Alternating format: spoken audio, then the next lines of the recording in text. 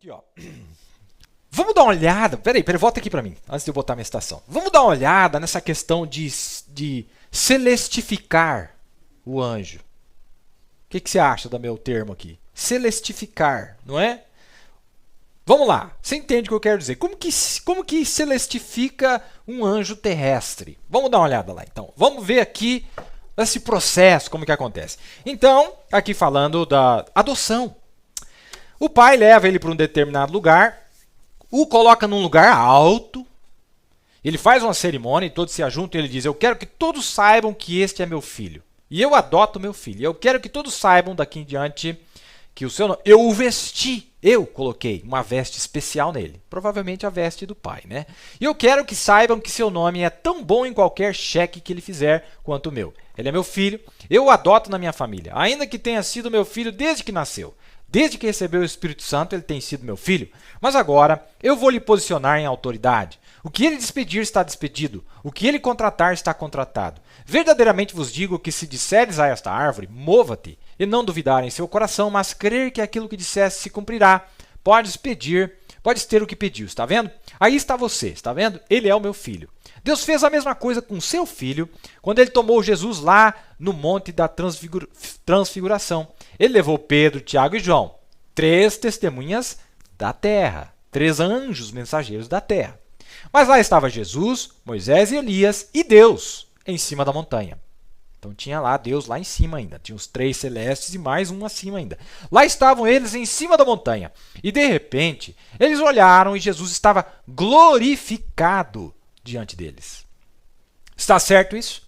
Quantos conhecem a Escritura? O que ele fez? Ele o vestiu no seu manto de imortalidade. Foi celestificado, né? Vamos usar essa palavra aqui para você entender, não é? Então ele deixou de ser terrestre e naquele momento Deus deu uma prévia o que ele faria com Jesus antes dele morrer ainda. Deus deu uma prévia, falou: vocês querem saber o que eu vou fazer com meu filho? É esse estado que ele vai estar aqui no milênio. Olha que coisa maravilhosa. Já estou gostando da lição. É nesse estado que ele estará aqui no milênio. E nós vamos ver que o profeta fala muito disso aqui. Nós temos tempo aqui, está gostoso aqui. Um clima bem gostoso aqui dentro do estúdio. Então vamos lá. Jesus, não é, deixou de sair da sua natureza terrestre e agora toma um aspecto celeste. Não é? Ele toma um aspecto celeste. Então ele era um mensageiro terrestre celeste. O mesmo. Não é? Manto de imortalidade. E disse que suas vestes brilhavam como o sol. Presta bem atenção nessa palavra. Suas vestes brilhavam como o sol. Tá certo? E uma nuvem os encobriu, e Pedro, Tiago e João prostraram em suas faces, e eles olharam, e lá estavam Moisés e Elias falando com ele. E Moisés tinha estado morto e enterrado numa sepultura não identificada por 800 anos, e Elias tinha tomado uma carona de carruagem para o céu, 500 anos antes. Uau! Mas eles ainda estavam lá estavam eles conversando com ele. Vejam, ele havia levado Jesus para cima para ver eles. Quer dizer, olha, Deus elevou Jesus mais alto para ver eles que estavam no céu, para verem do que se tratava. Ver lá, mostrar a ele estas coisas. E eles falaram com ele, tiveram uma conversa com ele, não é? Muito interessante, brilhou como o sol. Presta atenção nessa palavra sol, porque isso vai ser muito importante na nossa lição. Aqui está o relato bíblico, Mateus 17. Diz assim: 6 dias depois tomou Jesus consigo a Pedro, Tiago e João, seu irmão, e os conduziu em particular a um alto monte. E transfigurou-se diante deles, e o seu rosto resplandeceu como o sol, e as suas vestes se tornaram brancas como a luz, e eis que lhes apareceram Moisés e Elias falando com ele. Muito bonito. Muito interessante, não é? Muito interessante. Eu quero mostrar algo para vocês aqui. Agora, vamos dar uma olhada o que o profeta diz sobre isto, meus amados. Aqui o profeta está nas eras da igreja pregada no tabernáculo, a visão de Patmos. Ele diz assim: ele tinha na sua destra, está falando aqui de Apocalipse capítulo 1, verso 16. Ele tinha na sua destra 7 estrelas. Agora vamos dar uma olhada no seu rosto.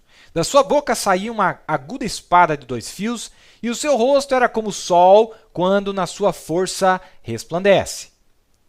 Se abrir em Mateus 17, enquanto estamos vendo isto, vamos Ele diz assim, Mateus 17, 6 dias depois, que foi a escritura que acabei de ler, os conduziu em particular ao alto monte, transfigurou-se diante dele, seu rosto resplandeceu como o sol, e os seus vestidos se tornaram brancos como a luz. Ele transformou-se. O que ele fez? Passou-se em transformação naquilo que será no dia da sua vinda. Agora, essa sua vinda não é a segunda. Volta aqui para mim um pouquinho. Na primeira vinda, Deus deu uma prévia como Jesus estaria no milênio. Na segunda vinda, ele deu uma prévia no ministério do Filho do Homem, como ele estaria na sua terceira vinda, o milênio.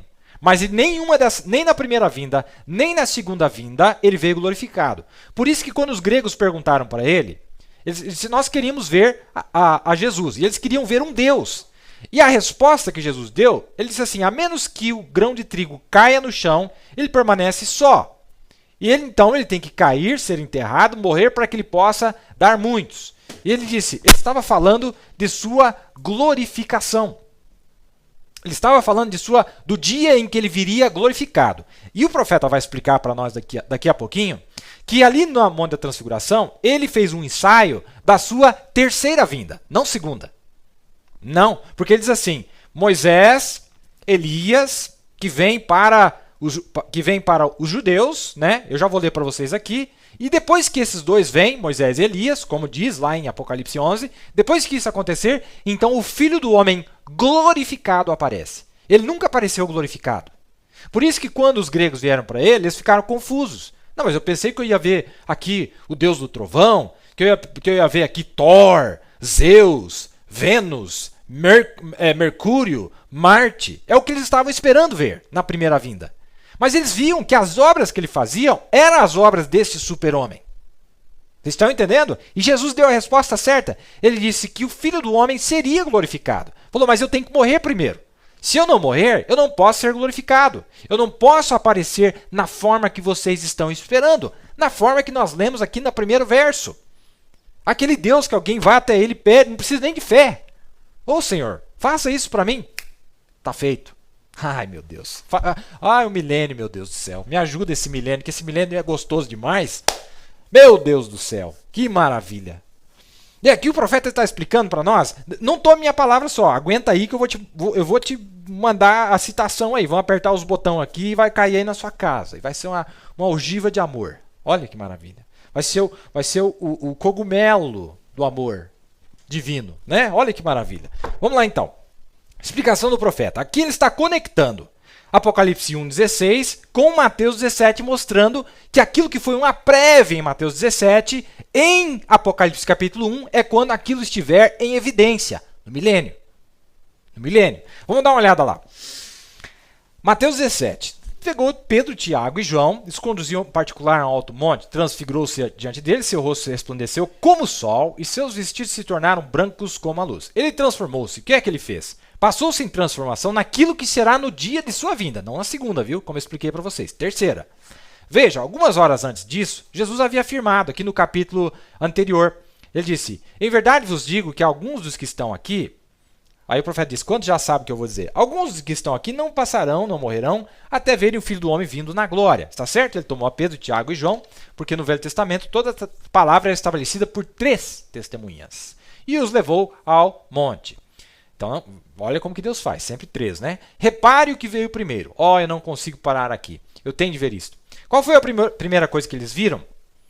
Levou-os ao topo. Ele foi transfigurado perante eles, transformado. Sua veste resplandeceu como o sol no meio da sua força. E apareceram com ele Moisés e Elias. Em que forma é que o Filho do Homem vem agora? Primeiro vai aparecer, será Moisés e Elias. Agora ele vai explicar. Tá vendo esse Jesus glorificado? O profeta vai explicar quando que este Filho do Homem, tá? Este Filho do Homem. Quem é o Filho do Homem? É uma grande pergunta aí. Né? É quem é Jesus, né? É Jesus, claro que é Jesus. Em que forma que o Filho do Homem vem agora? Primeiro, vai aparecer Moisés e Elias, que o profeta disse em outras mensagens que no momento estão em um estado glorificado, não em um corpo glorificado. Em um estado glorificado. Por isso que eles também são celestes. Moisés e Elias. Agora, repare, antes de Jesus voltar à Terra, isso é um pouquinho para frente, quando Jesus vem, né? Isso é um pouquinho para frente. Mas o espírito de Elias vai voltar à terra e vai converter o coração dos filhos de volta aos pais, A Bíblia disse isso, Jesus viu-os aqui. Os apóstolos viram aqui a ordem da vinda do Senhor, a ordem da vinda do Filho do Homem glorificado. Ele tem de ser glorificado e tem de voltar. Mas a primeira coisa, antes de o verem, glorificado, a primeira coisa antes de o verem glorificado foi o quê? Elias. Depois o quê? Israel. Ou Moisés. Israel. A voltar aqueles que guardam a lei. E depois que apareceu Elias e Moisés, vem o Filho do Homem glorificado. Vê a ordem de sua vinda? O espírito de Elias, ou a testemunha da última era da igreja, veja, vindo em poder para o manifestar. Depois, 144.000 judeus reúnem-se no Monte Sinai, onde Israel tornou-se uma nação. A nação mais antiga do mundo, a bandeira mais antiga do mundo, tem a sua própria nação, sua própria bandeira, e etc. Isso aqui está na visão de Patmos. Agora, veja que interessante. Nessa citação, e em outras citações que eu tenho aqui para mostrar para vocês, o profeta fez uma aplicação diferente da aparição de Moisés e Elias. Como ele explicou aqui. Falou, antes do Filho do Homem glorificado aparecer, o Elias para os gentios tem que aparecer e Moisés para os judeus tem que aparecer. Entendeu? Ele disse, você viu que apareceu esses dois? Ele falou, também representa o Elias que veio para nós, os gentios, e Moisés que vem depois para os 144.000. Ele faz também estas aplicações. E tem mais citações onde ele mostra isso. E depois que essas duas manifestações ocorrem, para os gentios, para os judeus, depois aparece o Filho do Homem glorificado. Um anjo glorificado.